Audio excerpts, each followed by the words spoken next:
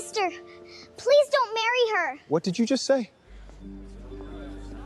She told somebody she's only marrying you because of your money. Who told you that? I heard her myself. Sometimes the bravest person in the room is 3 feet tall and doesn't understand why the truth matters so much. She only knows that something is wrong, and that the man kneeling in front of her is the only adult who might actually listen. That was Melissa Roth, on the morning her whisper stopped a billionaire's wedding.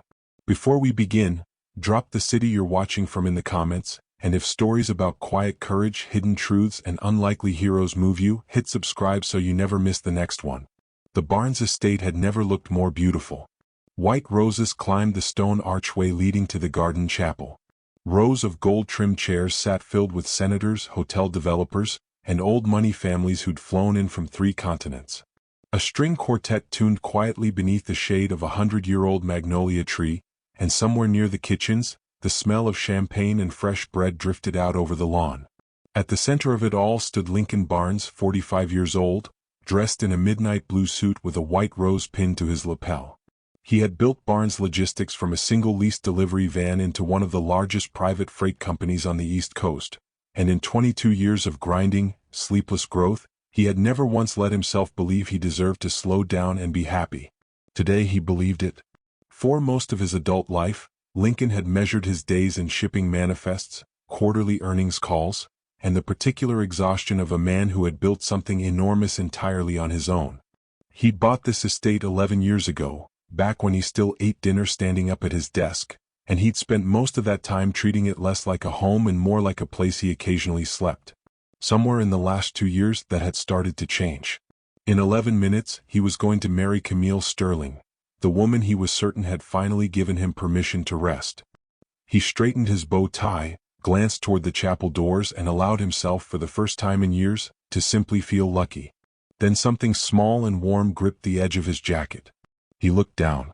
Melissa Roth stood there in a yellow floral sundress, her curls gathered into a loose little bun, her eyes far too serious for a 3-year-old on a wedding morning. She was the daughter of Haley Roth, the estate's live-in housekeeper, a quiet, steady woman Lincoln had trusted with his home for nearly 5 years. Lincoln crouched down to her level the way he always did with Melissa, because something about her attentiveness made him feel like she deserved to be spoken to like a person and not a child. "Hey, sweetheart. What's wrong?" Melissa glanced past him toward the chapel doors. Then toward her mother, who was folding table linens near the garden entrance, careful not to look up. Melissa leaned in close, the way children do when they've decided something is too important to say out loud. "Don't marry her," she whispered. "She hurts Mommy when you leave." For a moment Lincoln didn't move. He almost smiled, the easy, indulgent smile adults give children who've clearly gotten a story tangled. "Melissa," he said gently, "what do you mean?" Her small hand tightened around a fold of his jacket. "She gets mean when you go away. She's not nice like she is when you're there." Lincoln's smile faded before he even realized it was gone. He was about to ask her to explain further when a voice came from behind him, low and unsteady. "She isn't lying." He turned. His older sister, Rachel Barnes, stood a few feet away in her pale green maid of honor dress, her face drained of color, her hands pressed together like she was holding herself in place. "Rachel. I've seen it too," she said quietly. "For months. The way she changes the second you're not in the room. I told myself I was imagining it. I told myself I had no right to say anything, not after what happened with you and Diane. I swore I'd never interfere in your life again unless I was sure." Her voice cracked. "I'm sure now, Lincoln." Before Lincoln could respond, before he could even fully absorb what his sister had just said, quick footsteps crossed the gravel path behind them. Marcus Reed, his head of security for the last 8 years, arrived slightly out of breath, a tablet gripped tightly in both hands. "Mr. Barnes." Marcus's voice was careful, controlled, the voice of a man who had trained himself not to sound alarmed even when he was. "I need 5 minutes before this ceremony starts." "Marcus, we're 11 minutes out." "Sir." Marcus lowered his voice, glancing once at Melissa, then at Haley across the lawn. "One of the hallway cameras caught something this morning. I think you need to see it before you walk down that aisle." Lincoln looked at the tablet in Marcus's hands. Then at his sister's pale, frightened face. Then down at Melissa, who was still watching him with that unbearable, unchildlike patience. as if she had been waiting weeks for someone, anyone, to finally ask her the right question. Somewhere behind them, the string quartet began to play the opening notes of the processional. Lincoln did not move toward the chapel. "Show me," he said quietly. Marcus turned the tablet toward him. Lincoln's eyes dropped to the screen. Whatever he saw there, it changed his face completely, the color leaving it the same way it had left his sister's. He did not say a word. He simply stood there in his wedding suit, 11 minutes before the biggest ceremony of his life, staring at something that was about to end it before it began. Behind him, the quartet reached the swell of the processional, waiting for a groom who was no longer listening. Rachel reached out and touched his arm as if to steady him, or perhaps to steady herself. Melissa, still holding a fistful of his jacket, looked up at the two adults whose faces had gone gray and quiet, and understood, in the simple, absolute way that children understand things, that she had done the right thing by telling. She did not yet know what was on that screen. She only knew that for the first time in weeks, someone was finally about to find out the truth. 3 weeks earlier, no one at the Barnes estate would have believed a single word of what was coming. Camille Sterling had a gift for making rooms feel warmer the moment she walked into them. She remembered the names of every valet, every florist, every junior assistant who'd only met her once.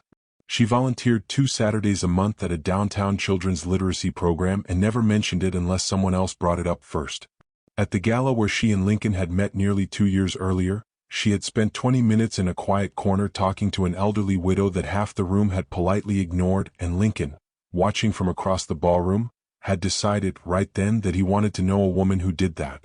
He had spent 22 years building Barnes logistics out of a single leased van and a stubborn refusal to fail, and somewhere in that climb he had learned to trust 2 things above almost everything else: numbers and loyalty. Camille in those early months seemed to offer him both. She was precise, composed, and endlessly patient with the chaos of his schedule. She never once made him feel like his success was the only interesting thing about him. He had, he told Rachel more than once, finally found peace. Haley Roth had worked at the estate for nearly 5 years by then, ever since her husband's death left her raising Melissa alone on a widow's pension that didn't stretch nearly far enough. Lincoln had hired her not out of pity but because she was, by a wide margin, the most reliable person who'd ever applied for the position. Punctual, thorough, and fiercely private about her own life. She asked for nothing beyond her wages and never once brought her troubles into his home. When Melissa's preschool shut its doors temporarily for a building repair, Lincoln hadn't hesitated. "Bring her with you," he'd said. "Every house is better with a kid running around it." So for 3 weeks, Melissa had spent her mornings in a corner of whichever room her mother was cleaning, coloring quietly, humming songs to herself, watching everything with the wide, unblinking attention that only very young children still have, before the world teaches them to stop noticing. She noticed faces. She noticed when smiles reached people's eyes and when they didn't. She noticed the particular way grown-ups changed their voices depending on who was listening. She couldn't have explained any of this if you'd asked her. She simply filed it away the way children do, without judgment, waiting to understand it later. The first afternoon Melissa saw something strange. It was raining lightly outside, and Lincoln had just stepped out of the dining room to take a call from his logistics director in Atlanta. Camille was overseeing the seating chart at the long mahogany table, and Haley was rearranging a vase of white ranunculus near the window exactly the way the florist had instructed. The moment Lincoln's footsteps faded down the hall, something in Camille's face shifted, quick and total, like a light switching off. "Did I ask for these flowers to be arranged like this?" Her voice had dropped into something flat and cold that Melissa had never heard her use before. Haley looked up, startled. "No, ma'am. I was following the florist's card." "Then maybe," Camille said, stepping closer, "you should learn to think instead of just following instructions like you're incapable of anything else." Melissa, half hidden behind a dining chair with her coloring book, went very still. Camille reached out and closed her hand around Haley's wrist, not violently, not hard enough to bruise, but hard enough that Haley's breath caught audibly in her throat.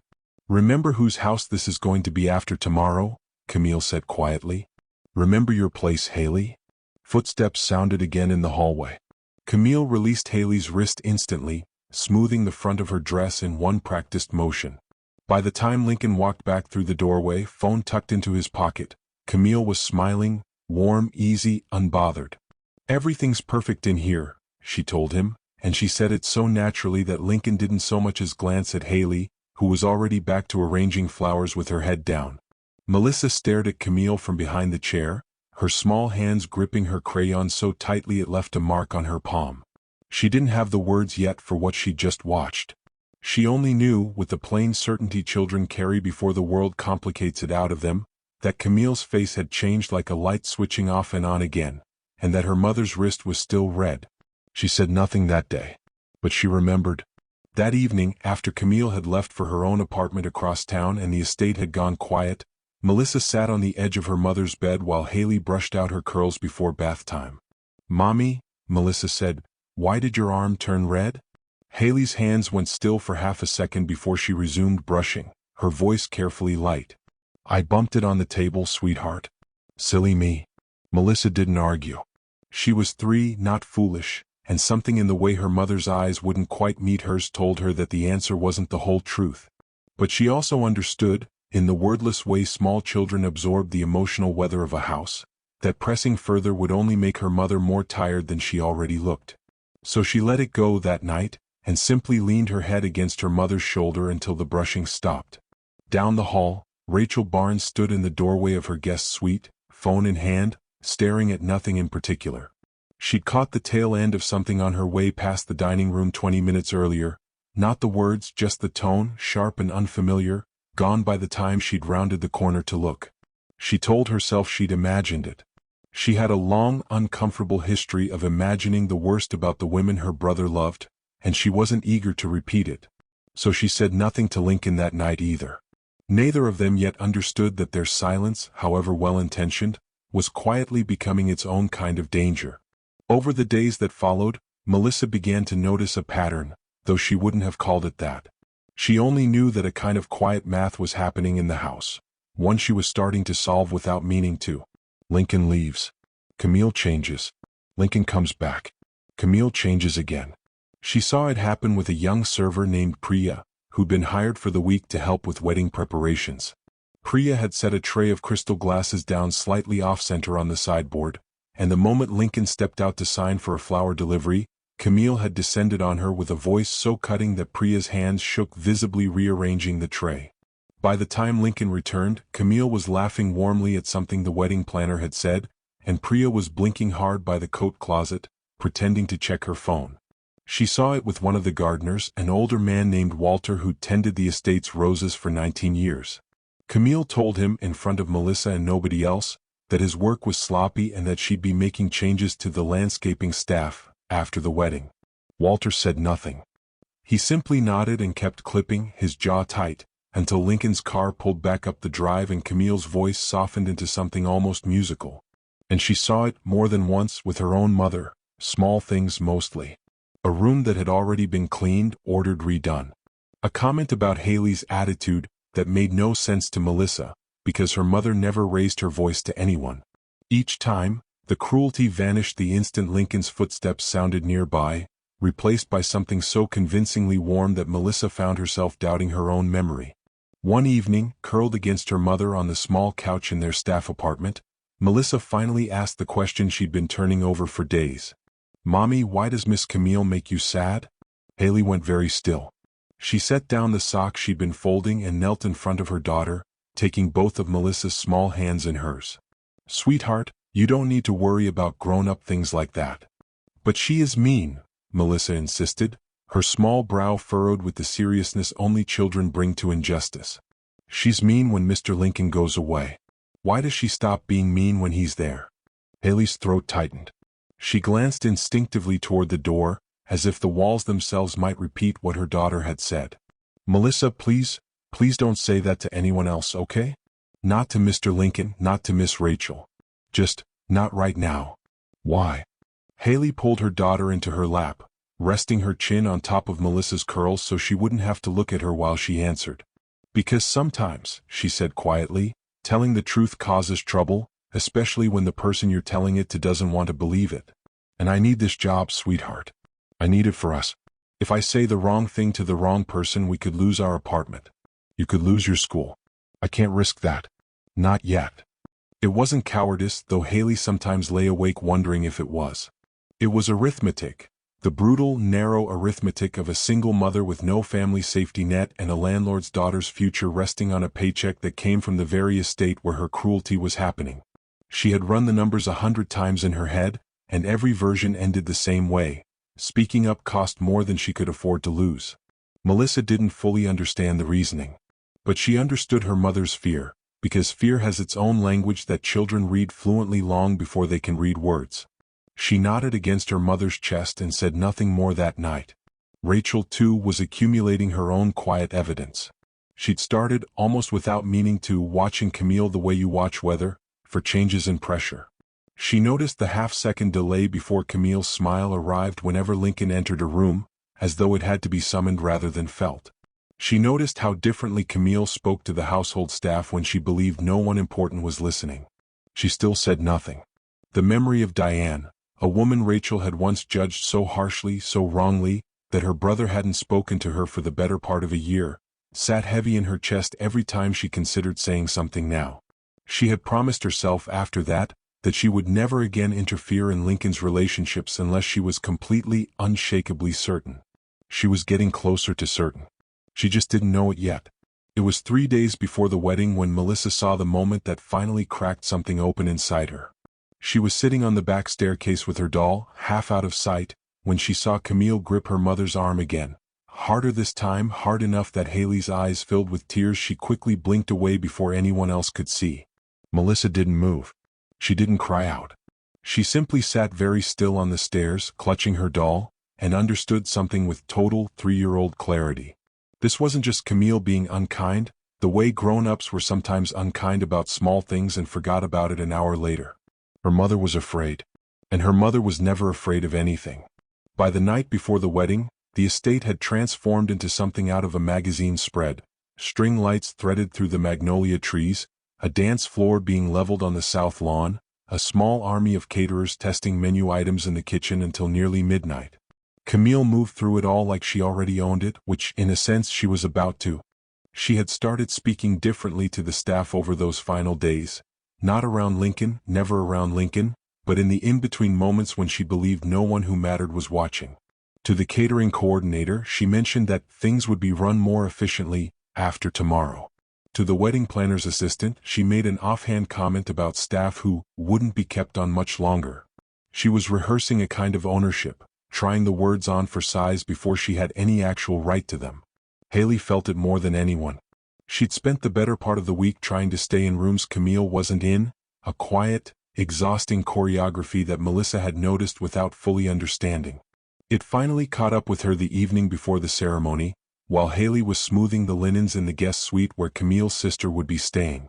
Camille appeared in the doorway, arms crossed, wearing the calm, pleasant expression she always wore when Lincoln might be within earshot. Except tonight, Lincoln was 2 floors down in his study, and both women knew it.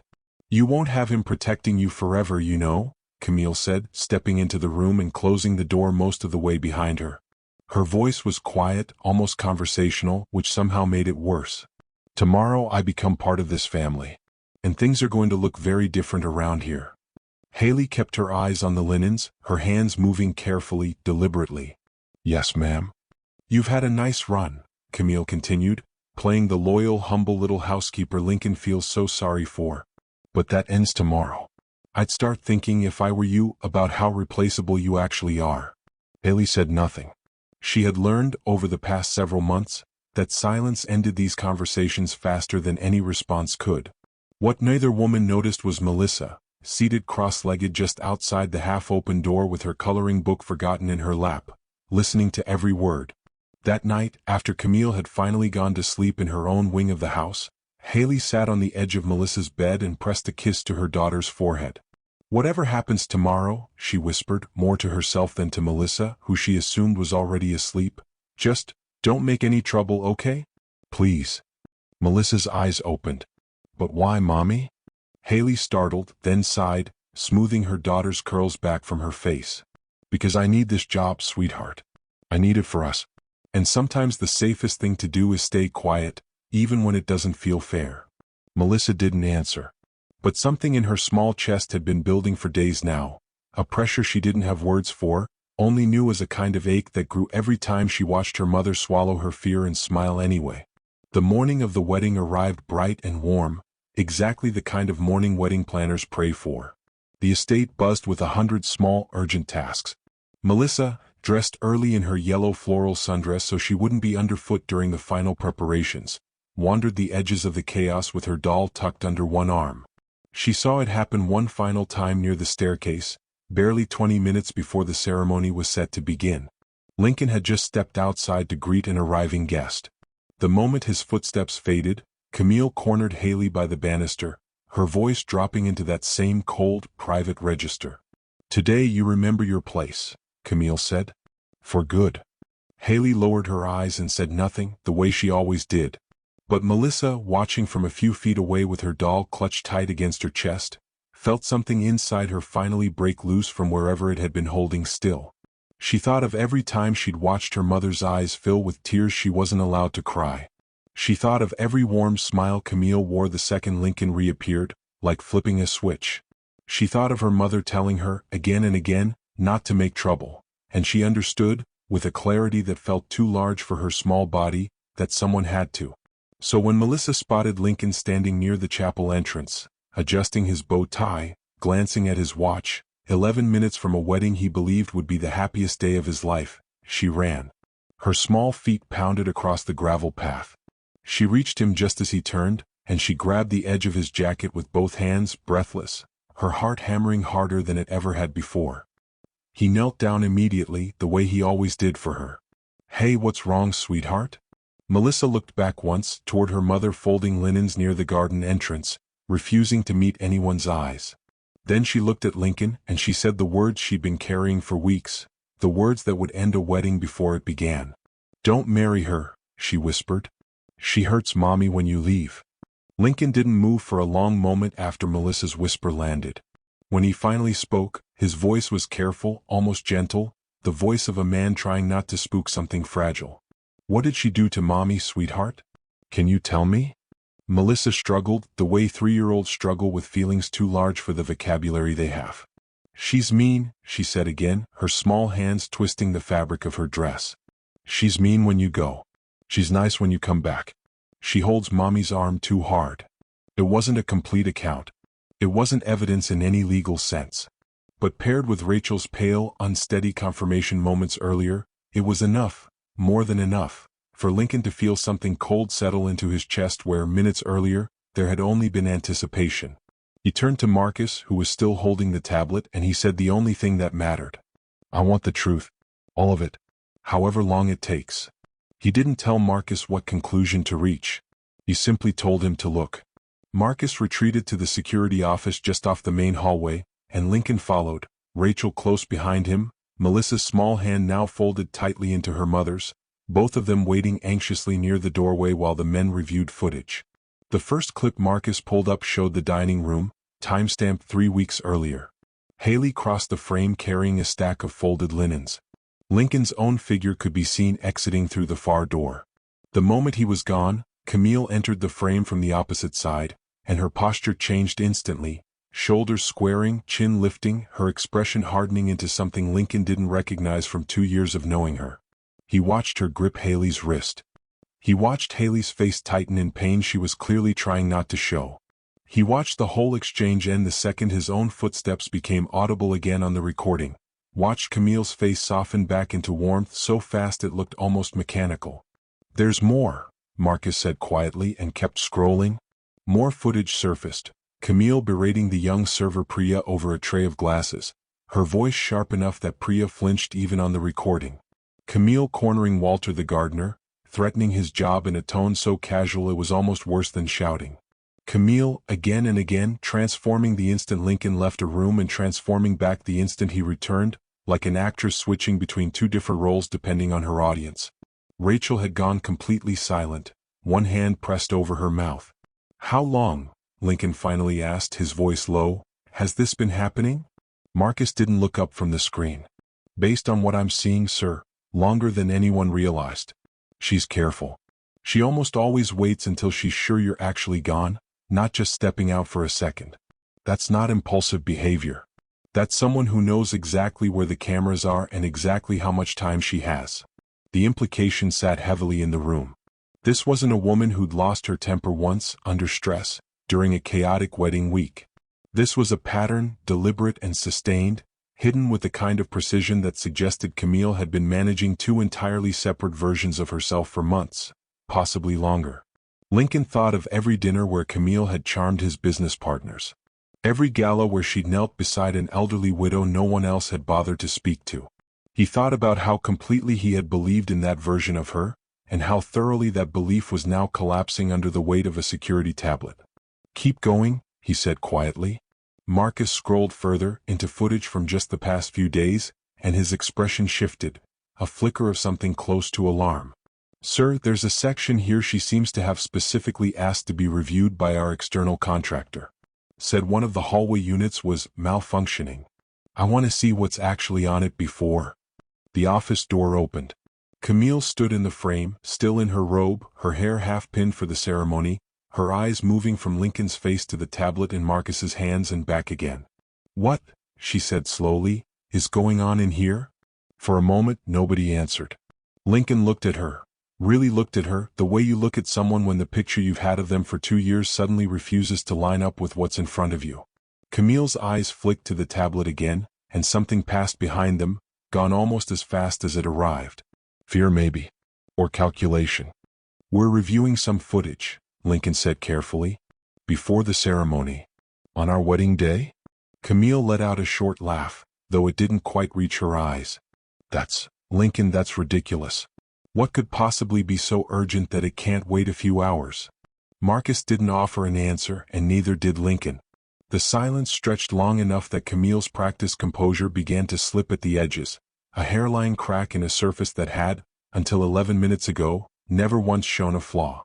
"Is this about that child?" she said finally, her voice sharpening. "Whatever she said to you, Lincoln, she's 3. 3-year-olds say all kinds of things. They mix up dreams and reality. You cannot possibly be about to delay our wedding because a toddler got confused about something she saw on television." "Rachel saw it too," Lincoln said quietly. "More than once." Camille's gaze snapped to Rachel, standing pale and rigid near the doorway. "Rachel has never liked me. You know that. She didn't like Diane either, if I remember the stories correctly." Rachel flinched but didn't back down. "This isn't the same thing, Camille. This isn't a feeling I can't explain. I've seen your face change the second Lincoln leaves a room. I've seen it more times than I can count, and I told myself I was imagining it because I didn't want to be the sister who ruins things again. I was wrong to stay quiet. I won't be wrong twice." Camille's jaw tightened. She turned back to Lincoln, and her voice softened, took on the warm, persuasive tone he'd fallen in love with 2 years ago, the tone that had always, until this exact moment, worked. "Lincoln, sweetheart. Whatever you think you're about to see, I promise you there's an explanation. Please, can we talk about this after the ceremony? Everyone is waiting. 200 people are sitting outside right now." Lincoln didn't answer right away. He glanced down at the tablet still in Marcus's hands, at the paused frame of a version of Camille he had never once been allowed to see, and he understood, with a kind of quiet devastation, that the 200 people waiting outside were far less important than the truth sitting in his own hands. "Give us a few more minutes, Camille," he said finally. "Then we'll talk. All of us." Camille left the security office with her composure visibly fraying, and the moment the door clicked shut behind her, Marcus turned back to the tablet with a new urgency. "She knows we're on to her now," he said. "I want to lock down access to the archive before she thinks to ask someone to touch it." He wasn't fast enough. 10 minutes later, one of the junior security techs, a young man named Devon who handled the overnight monitoring shifts, knocked hesitantly on the office door. "Sir, Miss Sterling just asked me to pull the footage from hallway camera 4. Said you wanted it deleted before the ceremony. Said there was some kind of malfunction you'd already discussed with her." Marcus's expression went flat. "I never said that." Devon's face paled. "She was very specific, sir. She said it came directly from you." "It didn't," Lincoln said, his voice low and hard in a way none of them had heard from him before. "Marcus, secure everything. Every file, every backup, right now." While Marcus worked, Rachel slipped out into the hallway and nearly collided with Walter, the estate's longtime gardener, who was hovering near the side entrance with an expression that suggested he'd been waiting for exactly this moment. "Miss Barnes," he said quietly, glancing over his shoulder, "I need to tell you something, and I need to tell it to your brother too before that ceremony starts." Rachel led him straight back to the security office. "I was trimming the hedge outside the east terrace about 20 minutes ago," Walter said, twisting his cap in his hands. "Miss Sterling didn't know I was there. The boxwood's tall enough to hide a man my size if I'm crouched down. She was on her phone with someone and she said, I heard it clear as day, she said, I don't care what it takes, get that footage gone before Lincoln sees it. If he finds out what's actually on there, everything falls apart." The room went very still. "She said, everything falls apart," Lincoln repeated slowly, "like there's more than what we've already seen." "That's what it sounded like to me, sir." Lincoln pressed the heels of his hands against his eyes for a moment, absorbing the shape of what was happening. Not a single lapse in temper, not a misunderstanding, but a woman actively working, in real time, on her own wedding morning, to bury evidence of who she actually was. He thought of Haley then, and where she must be, and what 5 years of silence had cost her. He found her a few minutes later in the small laundry room off the kitchen, folding towels with hands that weren't quite steady. "Haley." His voice was gentler than she'd expected. "I need to ask you something, and I need you to tell me the truth even if it's hard to say." Haley didn't look up. "Yes, sir?" "Has Camille ever hurt you?" The towel in her hands went still. For a long moment she said nothing at all, and Lincoln watched 5 years of careful, exhausted self-protection war with itself behind her eyes. "I can't lose this job," she finally said, so quietly he almost missed it. "I have nowhere else to take Melissa. I don't have family who can help. If I say something and you don't believe me or if it just makes things worse." "I already believe you," Lincoln said. "I've seen the footage, Haley. I've heard what Walter overheard 20 minutes ago. I'm not asking you to convince me of anything. I'm asking because you deserve to finally say it out loud to someone who already knows it's true." Something in Haley broke open then, quietly, the way a dam gives after holding back far more than it was ever built to hold. She told him everything. The wrist-grabbing, the threats about her job, the constant, exhausting calculation of trying to stay in whichever room Camille wasn't in, the nights she'd lain awake wondering if she was overreacting, if she was the problem, if she'd somehow invited this by being too quiet, too easy to corner. "I stayed silent," she said, tears finally slipping free, "because I thought silence was the only thing keeping a roof over my daughter's head. I didn't think anyone would believe a housekeeper over the woman about to become Mrs. Barnes." Lincoln stood there for a long moment, absorbing the full weight of what his home had become without his knowledge. A place where a woman who worked for him had been too afraid to tell him the truth, because she'd correctly understood that his fiancée held more power in that house than he'd ever realized. "You should never have had to choose," he said finally, "between telling the truth and protecting your daughter. That's on me for not seeing it sooner. Not on you." Haley wiped her face with the back of her hand, still not quite able to believe she was being spoken to this way, like a person whose fear had been reasonable, rather than an inconvenience to be managed. "I didn't want to be the reason it fell apart," she said. "I kept thinking if I just get through the wedding, if I just keep my head down, maybe it gets better once things settle." "It doesn't get better," Lincoln said quietly. "Not with someone who only shows you who they are when they think no one's watching. It just gets better hidden." Outside, the sound of the quartet drifted faintly through the open window, still playing, still waiting, the guests still unaware that anything at all was wrong. Lincoln glanced toward the sound, then back at Haley, and something in his expression hardened into resolve. "I need you to know something," he said. "Whatever happens in the next hour, your job isn't in question. It was never in question. The only person in this house who should be worried about tomorrow is Camille." For the first time in longer than she could remember, Haley allowed herself to believe him completely. Lincoln found Camille in the garden beneath the flowered arch where, in less than an hour, they were supposed to have exchanged vows in front of 200 witnesses.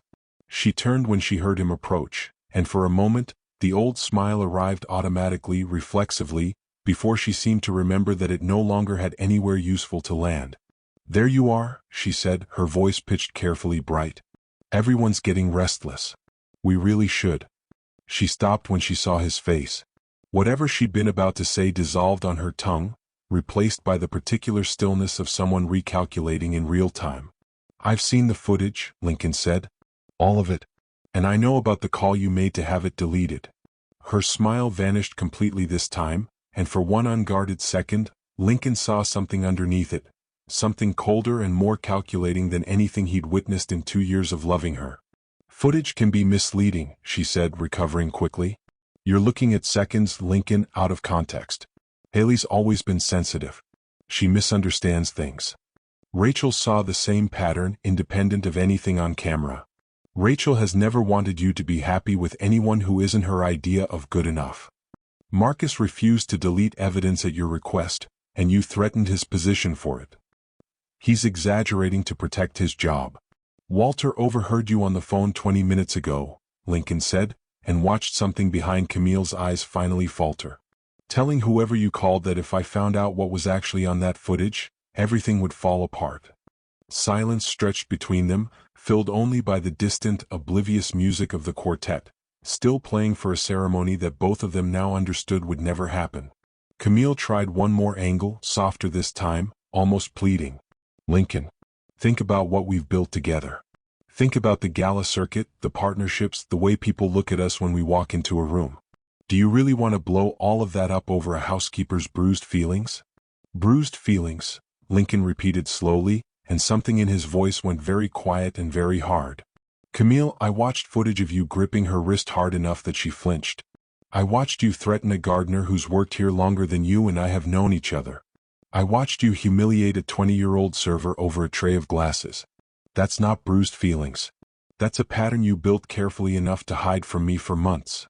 You're really going to throw away 2 years, Camille said finally, her voice low, because a 3-year-old whispered something to you on your way down the aisle? No, Lincoln said. I'm not choosing her word over yours. I'm choosing the evidence. Hours of it. From cameras you didn't know I'd have reviewed, corroborated by my sister, my head of security, my gardener, and a housekeeper who was too afraid of you to say a single word about it for months. Camille's composure cracked fully then, the mask she'd worn so convincingly for 2 years finally slipping all the way off.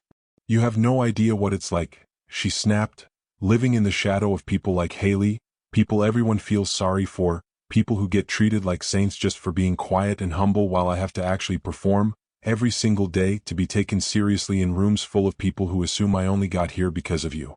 I wanted this house run properly. I wanted people who understood their place before I had to spend years earning the right to say so. That's not running a house properly, Lincoln said quietly. That's cruelty with a schedule. And the fact that you only showed it when you thought I wasn't looking tells me you always knew exactly how wrong it was. Camille said nothing for a long moment, and in the silence, something in her expression settled into something almost like resignation, not remorse, but the flat acceptance of someone whose plan had simply, finally, run out of road. The person you underestimated the most in this entire house, Lincoln continued, was a 3-year-old girl you probably never thought twice about. She watched you for weeks. She understood exactly what you were, long before any of the adults around her were brave enough to say it out loud. Camille's jaw tightened. What are you going to do? Lincoln looked at her for a long moment, not with anger, though the anger was there, but with something closer to grief for the 2 years he'd spent believing in a version of her that had never fully existed. I'm going to tell the truth, he said, to everyone waiting out there. And then I'm going to make sure Haley and Melissa never have to be afraid in this house again. He turned to walk away, then stopped and looked back at her one final time. For what it's worth, he said, I don't think you're a monster, Camille. I think you're someone who decided, somewhere along the way, that kindness was a performance you only owed to people who could see you. That's not a small flaw. It's the whole foundation cracking. I just wish I'd understood that before I asked 200 people to watch me marry it. Camille had no answer for that. For the first time since he'd known her, she simply had nothing left to say. He turned and walked back toward the chapel, leaving Camille standing alone beneath the arch of white roses that had been meant to frame the happiest moment of her life, and instead now framed the end of it. The chapel was full when Lincoln walked in, every gold-trimmed chair occupied, sunlight pouring gold through the open sides of the tent, the string quartet still playing the same soft processional they'd been cycling through for the better part of 20 minutes, waiting for a bride who was no longer coming. Lincoln walked down the aisle alone. A ripple of confusion moved through the crowd, guests turning to whisper to one another, the quartet's music faltering and finally stopping altogether as the last musician noticed something was wrong. Somewhere near the front, a business partner of Lincoln's leaned toward his wife and murmured a question no one could answer. Near the back, a florist's assistant froze mid-step, an armful of boutonnieres still clutched against her chest, unsure whether to keep moving or simply stand still. Lincoln reached the front of the chapel and turned to face the 200 people who had traveled, in some cases across entire continents, to watch him get married. "Thank you all for being here today," he said, his voice steady despite everything churning underneath it. "I know this isn't how any of us expected this morning to go." He paused, glancing briefly toward the back of the tent, where Rachel stood near the entrance, her hand resting lightly on Haley's shoulder. Melissa peeked out from behind her mother's skirt, clutching her doll. "The wedding will not be taking place today," Lincoln said simply. The silence that followed was total, the kind of silence that seems to physically press against a room. He didn't offer a detailed explanation. He didn't list Camille's cruelties in front of 200 strangers, didn't turn the moment into a public reckoning, though he easily could have. He simply said what needed to be said and let the truth of it stand on its own. "I found out this morning that the woman I was about to marry was not who I believed her to be," he continued. "I won't go into details that aren't mine to share publicly. But I'd rather stand here and disappoint all of you than stand at that altar and marry someone I no longer trust. I'm sorry for the inconvenience to everyone who traveled to be here. There will be transportation and accommodations covered for anyone who needs it." He stepped down from the small platform amid a rising murmur of shocked conversation. Guests already reaching for phones, whispering behind cupped hands, some rising to leave immediately, others sitting frozen in their seats, unsure what etiquette applied to a wedding that had just publicly, quietly dissolved. Rachel met him halfway down the aisle and wrapped both arms around him without a word. "I should have said something weeks ago," she whispered against his shoulder. "I almost let you marry her because I was scared of being wrong again." "You weren't wrong," Lincoln said. "You were just afraid, same as Haley was. I understand that now." He found Haley waiting near the back, Melissa still pressed close against her side, and he crouched down to Melissa's height, the way he always did. "You did something very brave today," he told her. "Do you understand that?" Melissa considered this seriously, the way she considered most things. "Is Mr. Lincoln still going to marry Miss Camille?" she asked her mother, tugging on Haley's sleeve, still working out the shape of what had happened. Haley knelt beside her. "No, sweetheart. He isn't." Melissa nodded slowly, satisfied, and turned back to Lincoln with the simple, unclouded relief of a child who has finally been believed. "Good," she said. "She's not nice." Lincoln let out a breath that was half laugh, half something closer to heartbreak, and reached out to gently touch the top of her curly bun. "No," he agreed. "She isn't. But you were. You were the only one brave enough to tell me the truth." Behind them, the wedding staff had already begun the strange, silent work of dismantling a ceremony that would never happen. Folding in used programs, quietly wheeling away trays of champagne flutes that would go untouched. The white roses along the chapel arch drooping slightly now in the midday sun, beautiful and entirely pointless. Lincoln stood in the middle of it all and understood, with a clarity that felt almost peaceful after the chaos of the morning, that he hadn't lost a wedding today. He'd been saved from one. Marcus approached quietly a few minutes later, phone in hand. "Miss Sterling's car just left the property," he said. "I've had her personal items packed and sent to the gatehouse, per your instructions. Security's confirmed she's off the estate." Lincoln nodded, feeling less relief than he expected. Mostly a kind of tired, hollowed-out clarity, the aftermath of adrenaline finally settling. "Thank you, Marcus, for everything this morning. I know that wasn't an easy position to be in." "Wasn't hard, sir," Marcus said simply. "You asked for the truth. I just went and found it." Rachel stayed close by his side as the last of the guests filtered out, many of them pausing to offer quiet, awkward condolences that Lincoln accepted with more grace than he felt. It wasn't grief exactly that sat in his chest as the tent slowly emptied. It was something closer to the strange, disorienting relief of a man who'd nearly walked off a cliff in the dark and only just noticed the edge in time. By early afternoon, the estate had gone quiet in a completely different way than it had been that morning, no longer buzzing with anticipation, but settling instead into something calmer, steadier, like a house exhaling after holding its breath for months. 2 days after the wedding that never happened, Lincoln found Haley in the small laundry room again, folding towels the way she always did, as if returning to routine work was the only way she knew how to steady herself.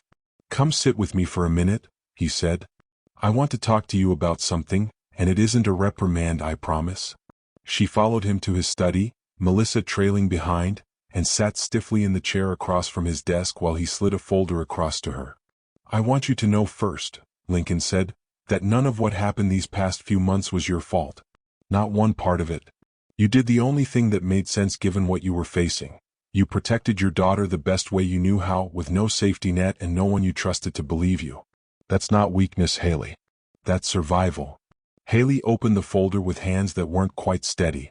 Inside was a new employment contract, estate operations manager, a title she hadn't expected, alongside a salary figure that made her breath catch, full benefits, and a clause granting her and Melissa the use of the private cottage near the Eastern Gardens rent-free for as long as she remained with the estate. "Lincoln, I don't know what to say." "You don't have to say anything," he told her. "You spent 5 years taking care of this house without ever once asking for more than you were owed. It's time this house took care of you." Tears slipped down Haley's face before she could stop them, and this time, for the first time in longer than she could remember, they weren't tears she had to hide. Over the following weeks, Lincoln quietly overhauled the way the estate operated. He instituted a direct, confidential reporting line that went straight to him and Marcus, bypassing any single household authority entirely, so no employee would ever again have to weigh their safety against their job security. He met individually with every member of staff, Priya, Walter, the caterers, the groundskeepers, not to interrogate them about Camille, but simply to ask plainly whether they'd ever felt unsafe or unheard in his home. The answers, some of them, were harder to hear than he expected. He listened to all of them. Rachel found him one evening on the back terrace, watching the sun go down over the gardens that had so recently been dressed for a wedding that never happened. "I keep thinking about how close I came to saying nothing," she admitted, sitting down beside him. "If Melissa hadn't said something first, I don't know if I ever would have found the courage." "You were afraid of being wrong," Lincoln said. "I understand that better than you'd think. And that fear almost let something much worse happen," Rachel said quietly. "I don't think I'll ever let myself go quiet again, Lincoln. Not about something that matters." He reached over and squeezed her hand, and neither of them said much else. They didn't need to. Months later, on a bright Saturday afternoon, Lincoln unveiled a small reading corner he'd built into the corner of the estate's library, a low bookshelf stocked with picture books, a soft rug, a child-sized armchair positioned by the window where the afternoon light fell warmest. Above the bookshelf hung a small brass plaque, simple and unassuming, that read, "Melissa's Corner, because the smallest voices can tell the greatest truths." Melissa, now visiting the library with her mother most afternoons after her promoted position freed up more of Haley's time to simply be present, ran her small fingers over the engraved letters and beamed with the particular, uncomplicated pride of a child who has just been told, in the clearest way possible, that she mattered. "Is this really mine?" she asked, looking up at Lincoln. "It's really yours," he said, settling into the armchair across from her small one. "You earned it." Melissa considered this with her usual seriousness, then climbed into her chair and picked up a picture book, flipping through it slowly. After a moment she looked up again. "Mommy isn't scared anymore, right?" Lincoln glanced toward the doorway where Haley stood watching them both, a soft, unguarded smile on her face, the kind of smile that had nothing to prove and nowhere else it needed to be. "No, sweetheart," Lincoln said. "She isn't scared anymore." Melissa nodded, satisfied, and returned to her book, already losing herself in the pictures the way only small children can, fully present, fully safe, the fear that had shadowed her mother for months finally, completely gone. Lincoln watched her for a long moment, thinking back to that morning beneath the flowered arch, the wedding he'd almost walked into blind, the truth he'd almost missed entirely if not for one small, insistent voice that refused to stay quiet. He thought about all the adults in that house who had noticed something was wrong and said nothing, himself included in his own way for trusting a surface without ever questioning what it was covering. It had taken the bravest, smallest person in the entire estate to finally break that silence open. Sometimes, he thought, watching Melissa turn another page, the voice everyone is quickest to dismiss is the voice that ends up saving everyone. The end. If Melissa's courage moved you today, don't scroll past without hitting subscribe. Stories like this one are posted every week, and you won't want to miss what's coming next. Drop a comment telling us which moment hit you hardest, and share this with someone who needs a reminder that the truth always finds its way out.